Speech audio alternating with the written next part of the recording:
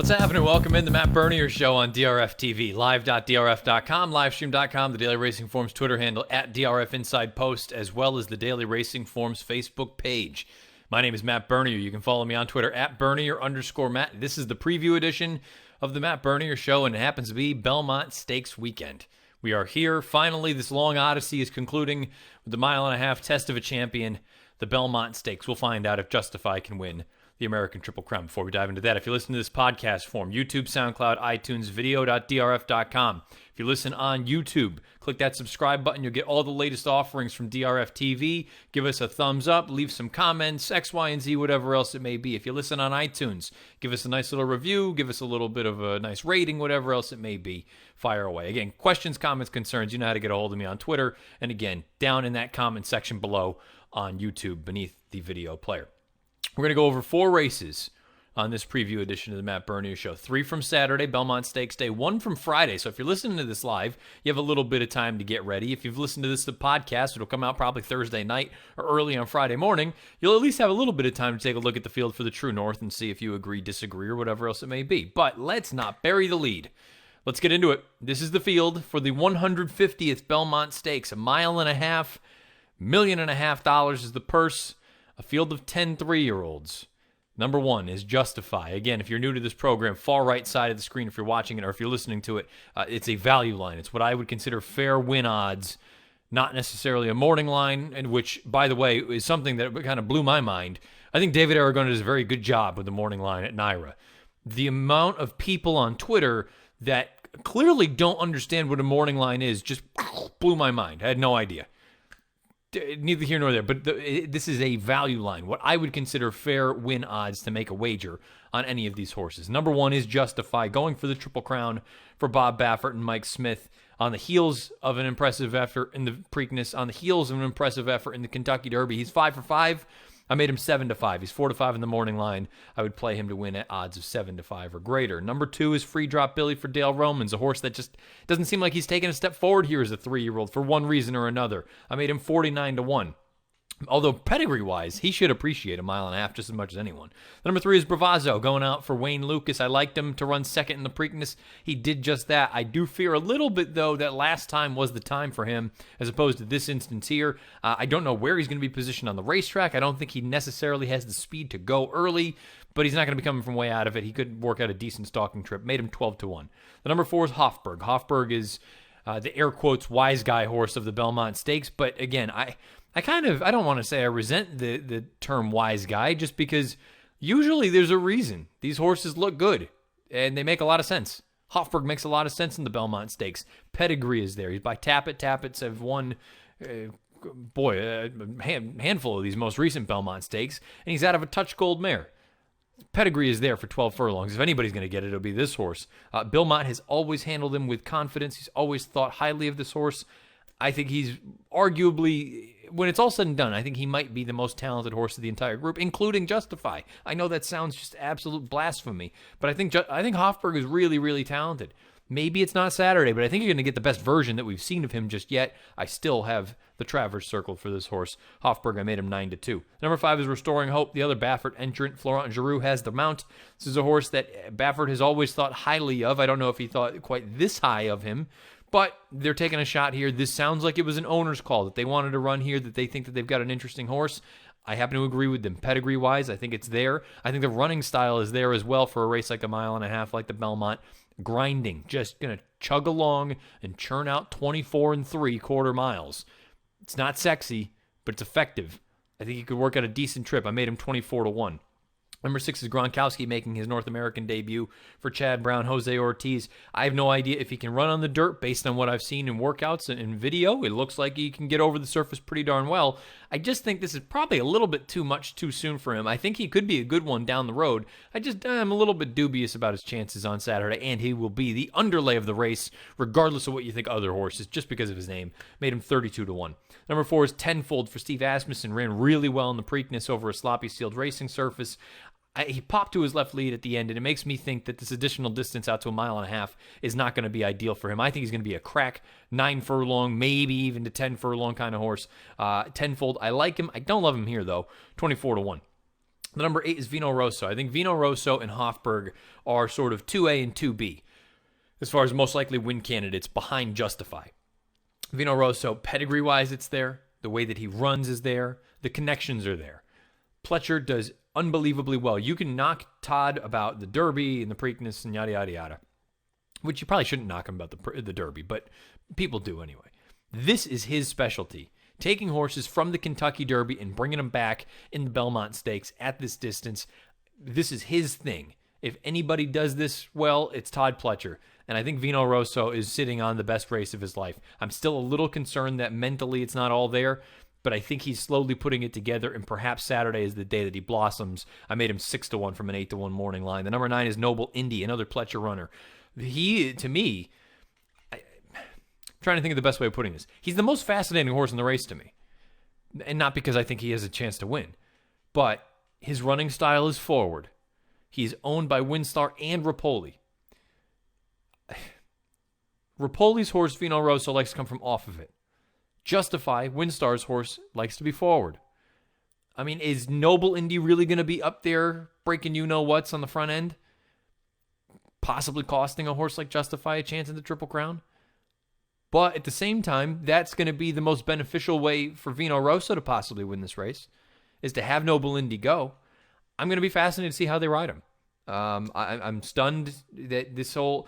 You kind of had to figure at some point this whole common ownership thing would finally just collision course. And there would be an instance like this where one half of the ownership group really wants to win this race badly. Rapoli has said a number of times that the Belmont is the race that he wants to win more than any of them. And Winstar happens to have a horse going for the Triple Crown. I guess that's sort of the darned if you do, darned if you don't situation with all this common ownership. We'll find out. I made Noble Indy 49-1. I think he's a nice little horse. I don't think he can win on Saturday. But I think down the road he'll be okay. And I'm just going to be fascinated to see how he is ridden in this race beneath Javier Castellano. And the number 10 is Blended Citizen for Doug O'Neill. He's a little bit slow on paper, but I like the way that he won the Peter Pan. Distance, I don't think is going to be a problem for him when you look at his running style and the way that he moves. I just think he's going to need to step up his game up to the next level. And I do wonder how far back is he going to be. If you told me that he could work out a trip like he did in the Peter Pan, then yeah, I think he's got a very, very interesting chance here at what should be a very, very fair number. Again, made him 19-1. Let's get to the pick and the play. For the 150th Belmont Stakes, I think Justify is far and away the most likely winner. Breaking from the inside, not a concern. Mike Smith, just get him out of the gate and go right to the front and don't think about it. Now, I suppose there's a scenario where if Noble Indy goes or someone else decides to go and they just try to ease him out, who knows? I just think it's pretty crystal clear to me. I think you got to just use him and get to the front and go. Pull an American Pharoah. Don't overthink it. You're on the best horse. Ride him like he's the best. I like the other Baffert, and I'm sure a lot of people are just going to sit there and say, stupid opinion. Maybe. I've always thought Restoring Hope is the kind of horse that this is what he wants. He's a 1.5 mile kind of horse because he just grinds and grinds and grinds and grinds. A number of people have brought up that Baffert at one point said that Restoring Hope would be the rabbit for Justify. Restoring Hope doesn't have that sort of unbelievable early gas, in my opinion. Justify is naturally faster than him. Justify is naturally faster than almost everybody in this field. Restoring Hope, I don't need him to be on the lead. If he is on the lead, I'd take it. Sign up for it right now. And you know what? He's probably not good enough. But this sort of running style, he reminds me a lot of Commissioner a few years back. Talent-wise, not nearly as good as the other horses in this field. But running style and pedigree, he's just going to grind you away. It's a war of attrition. The Belmont is not usually won by sexy performances. Very rarely do you get the Afleet Alexes, the American Pharaohs, obviously the Secretariats, but I'm not even including those. The Point Givens, rarely do you get those. More often you get the Palace Malices, you get the Tonalists, you get the Taprits. You get these. I know Taprit and Irish Warcry threw it down last year, but it's not like they were going fast. It was just a matter of who could outstay the other one, and Taprit ultimately prevailed. You'll occasionally get really fun stretch runs like Rags to Riches and Curlin and some of these other ones, but the Belmont is usually just it's not the sexy. It's a grinder, kind of blue collar race. I think Restoring Hope is interesting. I think he's going to be able to grind out those, like I said, 24-2, 24-3, and just continue to go along. if Justify doesn't feel the effects of all of this racing, he is probably going to win. You're probably going to have the 13th Triple Crown winner in history, which, you know what, he deserves it if he wins this race. And for what he's accomplished in such a short amount of time, he deserves all the accolades he's been getting. But if I'm drawing this up now, and I'm saying Justify is going to go from the inside, I want Florent Geroux to be forward. You don't need to go, really trying to push Justify. Park right off of his flank and just follow him and just go. And if Justify can go on and he's just better than you naturally and all that kind of stuff, and the 12 furlongs isn't a problem, so be it. But what if going around that far turn, what if all of a sudden Justify starts feeling it? And Restoring Hope, again, numbers-wise and talent-wise, he's not as talented, but perhaps he doesn't start feeling it.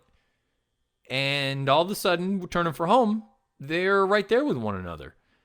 I'll take my chances of him being able to outstay almost anyone in this field, really. It's by Giants Causeway out of a Tapit mare. Again, he's not a very likely win candidate. I made him 24-1. I'm even saying he's not a likely win candidate.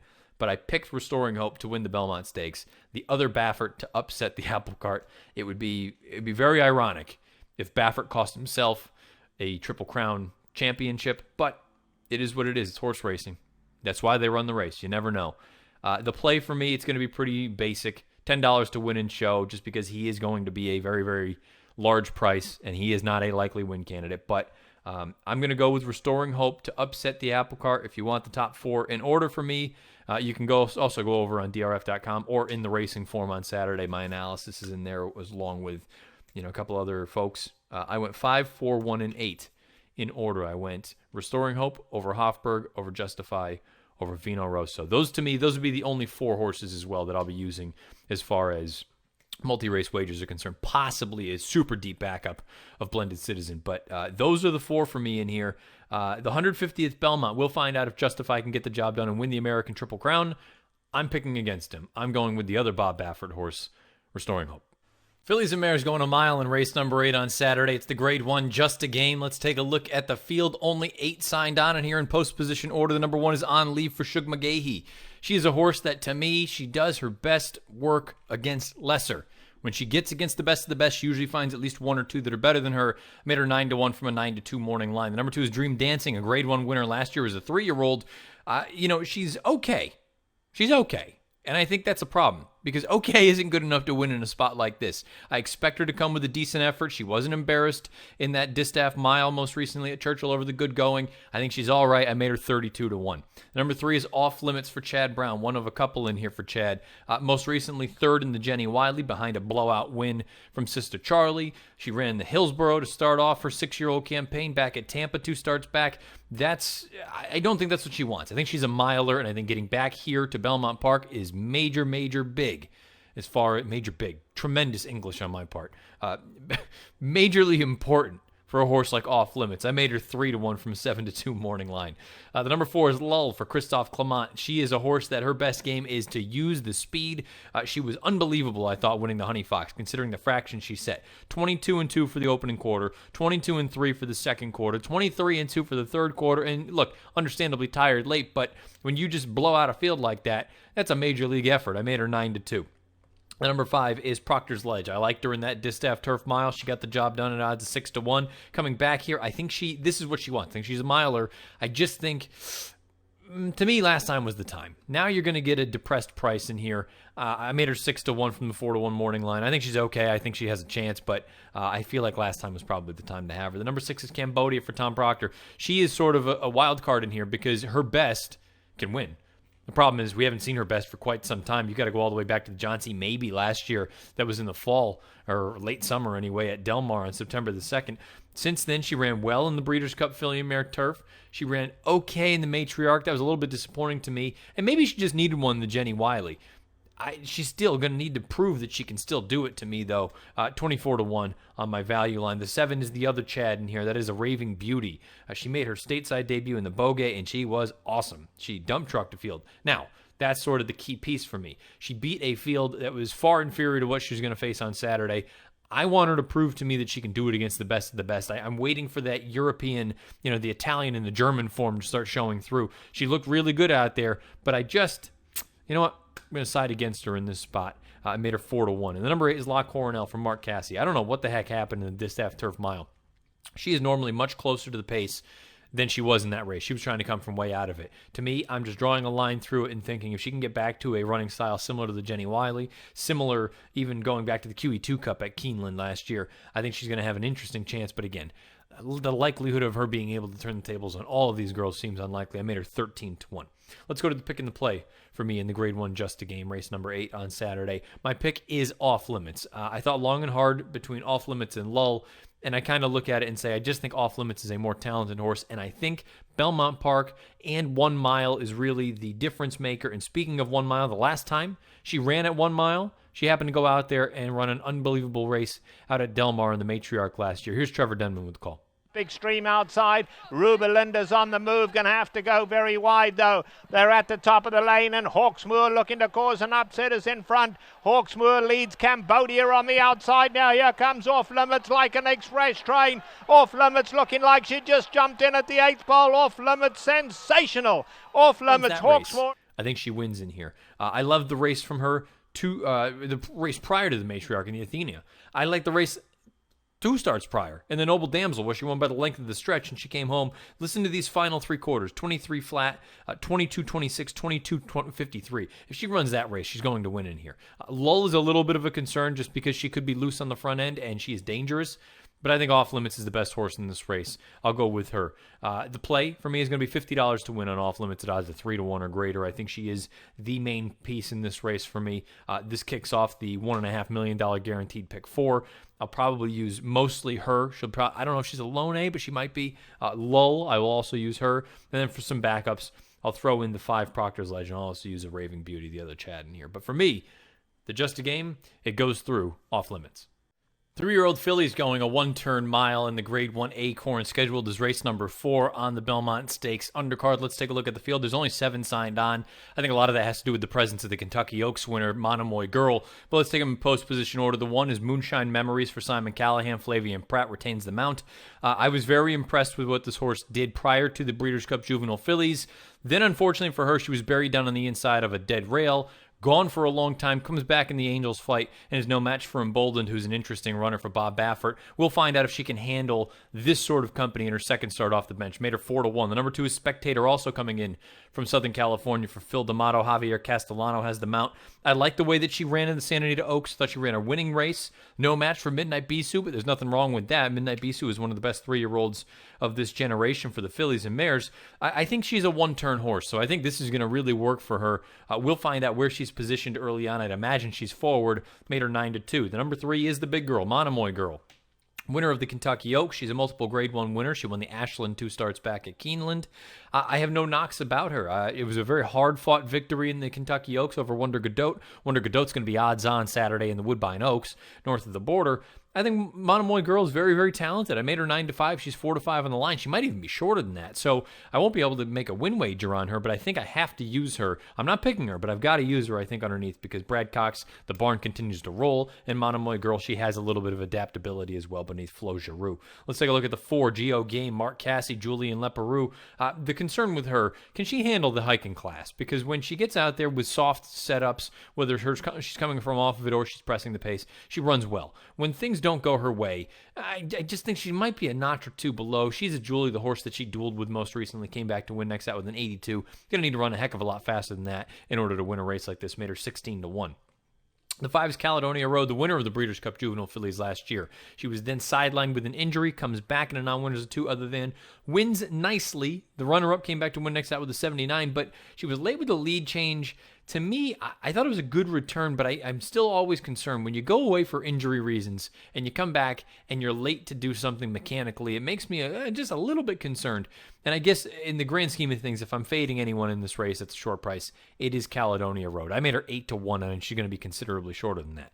The 6 is Star Cloud for Oscar Gonzalez. This filly hasn't done anything wrong. I don't think she's this good, but the connections deserve to take a chance. Can't argue with them here. Made her 49-1. And Talk Vouv to me, going out for Rudy Brissett. I think this is a nice horse. horse. She's going to be forwardly placed, I'd imagine, from that outside post. Again, not entirely sold that she is as good as the best in here, but she's a nice horse, and they deserve to take a chance here. Made her 12-1 from the 8-1 morning line. Let's take a look at the pick and the play for me in the Grade 1 Acorn. I'm going to go with one of the Southern California Invaders, and I'm very interested and excited to be making bets on her. That's the number 1, Moonshine Memories. We're going to take a look at the Angel's Flight right now. I thought this was a winning effort from her. All things considered, she was close to the pace on a day when horses coming from off of it did pretty well. Emboldened came from way out of it and just steamrolled this field. But considering this was her first start since the Breeders' Cup, I think this was a positive move. And Simon Callahan is really on par with anyone as far as when there's a goal, you circle it. And how do we get there? And we need a prep, and then we have you ready to go and peak and fire on that day when you're ready to go. I think that's what this instance is. The Angel's Flight was nothing more than a means to an end. She got something out of that. The mile isn't going to be an issue for her. She's one going longer. And now you're going to be able to work out what I think should be a decent enough trip. I made her 4-1 from the 6-1 morning line. As far as the play is concerned, I didn't put it in there, but I'll probably be making win wagers on her. But I'm interested in a solid exacta box. And I'm saying an exacta box just for this instance. I'm probably going to end up Dutching them somehow because the exacta of Monomoy Girl over Moonshine Memories is going to come back significantly lighter than Moonshine Memories over Monomoy Girl. But those are the two horses I'm using in the exactas, the 1 and the 3 in differing orders. I just think Moonshine Memories is sitting on a big race. Is she good enough to beat Monomoy Girl?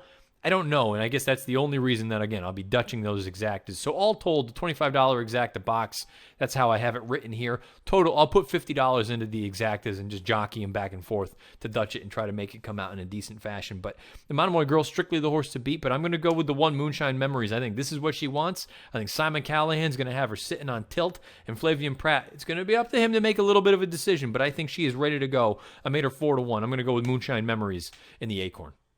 And the last race we will talk about on this Belmont Stakes preview edition of the Matt Bernier Show actually is on Friday. So this is going to be the first stakes race out of all of them that we've gone over here on this program. Let's talk about race number 8 Friday at Belmont Park.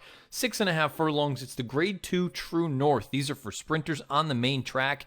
It's a really interesting field. Right in post position order, the number 1 is Recruiting Ready. We know what his game is. It's speed, it's speed, it's speed. Highest last out buyer in the field with a 105. Highest last out time form US rating with a 129. Mike Smith, one way to go. I think you got to break and try to send him. I made him 13-1. The number 2 is Joking for Charlie Baker. This is a horse. We haven't seen him since October of 2016. He was a Grade 1 winner in that race. He won the Vosburg over a muddy sealed track here at Belmont Park. When he's right, he fires. I have no idea what the heck to expect off of a year-and-a-half layoff. If he's as good as he once was, he certainly has a chance in here. I just don't know that I want to find out at even sort of a middling price. I made him 24-1. It'd be a great story if he were to run well. I just don't know what to expect. 24-1 for Joking. The 3 is Imperial Hint for Louis Carvajal. You've got Javier Castellano aboard. I loved this horse on Derby Day. I tweeted it and said, if Imperial Hint, who I was singled to and everything, if he wins, I'm setting myself up for a pretty big score. He did not win. He came apart in a pretty major way. He set fast fractions and then completely folded. I think there's still more in the tank here. I'm not going to give up hope just yet. I made him 3-1, Imperial Hint. The 4 is Bobby Abu Dhabi, a horse that I also liked in the Kona Gold. Thought he ran really well, had a beautiful trip. Beat Ransom the Moon. Ransom the Moon will be running later on Saturday in the Met Mile. I think this is a nice horse for Peter Miller and for Rockingham Ranch. Maybe he's not as good as Roy H., but he's right there, I think, on par, pretty darn close anyway. He is, to me, one of the likelier win candidates in this race, made him 3-1. The 5 is Limousine Liberal for Ben Colebrook. He won the Churchill Downs Stakes for the second consecutive year at Churchill on Derby Day. He likes a wet racetrack. He's 3 for 3 lifetime, but he's very capable on a fast main track as well. I just don't know if this is what he wants. And now I also have to throw this little caveat in there. I've made him 6-1. This entire value line could change significantly because they are seriously talking about running him in the Met Mile on Saturday. So if he moves out of here, these numbers will change slightly. But Limousine Liberal, should he go in this spot, made him 6-1. The number 6, is Westwood for Kieran McLaughlin. I made him 9-1. Winner most recently of the Run Happy Stakes. To me, he feels like just a notch below as far as the talent is concerned. I think he's probably a grade 3 or listed stakes type, not as good as the top runners in here. I won't be stunned if he wins, but I'll be a little bit surprised. Again, I made him Westwood 9-1. The number 7 is always Sunshine for Ned Allard. I think this is a horse that he just seems to me like he's a notch or two below. I don't think he's good enough to win. Made him 32-1. And the outside runner for Ron Moquette is Whitmore. Whitmore is 6-1. He ran in that Churchill Downs. I don't think he was embarrassed in there, considering the trip that he had and over that wet racing surface. To me, if this pace goes unbelievably fast, which it could, I think Whitmore is the one that's probably ready to go and try to make some big move from the back of the pack. Having said that, I still am always reluctant with sprinters coming from way out of it. I made him 6-1 in here. Let's get to the pick and the play for race 8 on Friday, the Grade 2 True North. I'm going to go right back to the well. You know what? Maybe I'm being stubborn, and maybe it'll cost me again. Imperial Hint, I still think his best race is better than anyone else's in this field. He did too many good things last year for me to believe that he just can't run anymore. So my theory is he went too fast and the wet racetrack in the Churchill Downs, and more importantly, he didn't get enough fitness out of that seasonal debut at Tampa because it was nothing more than a public workout. Now he's had a hard race in him. I think you're going to get a tighter version of Imperial Hint on Friday afternoon. I think he can sit just off of recruiting ready and take over whenever he wants. And I think he's better than what we saw on May the 5th. I think you're going to get the best version of Imperial Hint on Friday. I think you're going to get one of his best races. Now, look, if he comes back with another mid-90 buyer, you got to start to wonder if he just can't do it anymore. But I think you're going to get the best version of Imperial Hint that you can. I made him 3-1. In my play, I will play $25 to win on Imperial Hint at odds of 3-1 or greater in the Grade 2 True North. That is going to do it for this preview edition of the Matt Bernier Show. If you've been listening live on Friday, live.drf.com, livestream.com, the Daily Racing Forum's Twitter handle, at DRF Inside Post, as well as the Daily Racing Forum's Facebook page. Thank you for doing so. If you listen to the show podcast form, like most of you do, YouTube, SoundCloud, iTunes, video.drf.com. Over on YouTube, click that subscribe button. You'll get all of the latest videos from DRF TV. Give us a thumbs up. If you listen on iTunes, leave us a little bit of a review. Marble mouth. Leave us a little bit of a review. Give us some comments, whatever else it may be. Speaking of comments, questions, concerns, agree, disagree with opinions, whatever else it may be. Fire away at me on Twitter, at Bernier_Matt, as well as on the YouTube channel. Below the video player, you've got that comment section. Fire away. A number of you use it. Why not? Just continue on. We go on there. I will answer some questions and whatever else it may be. So we will find out if everything shakes down. The boys will all be out at Belmont Park on Friday and Saturday. They'll be doing some live Periscope hits that you can find all that on Twitter as well. And we'll find out if Justify can get the job done. The American Triple Crown is on the line again. He's got the first 2 legs down. We'll find out if Baffert can get another Triple Crown to his resume with Justify. He is breaking from post position 1 in the Belmont Stakes. All eyes will be on Justify. But guess what? Enjoy the entire day on Saturday because it is Breeders' Cup Junior. That's what I've just been calling it because it is a Breeders' Cup sort of card in the middle of the year at Belmont Park. So enjoy it. Hopefully everything goes well. However you're playing, whatever you're playing, wherever you're playing. Best of luck this weekend. We'll find out if Justify can win the Triple Crown. We'll talk again in the recap show coming up on Tuesday next week. This has been the Matt Bernier Show.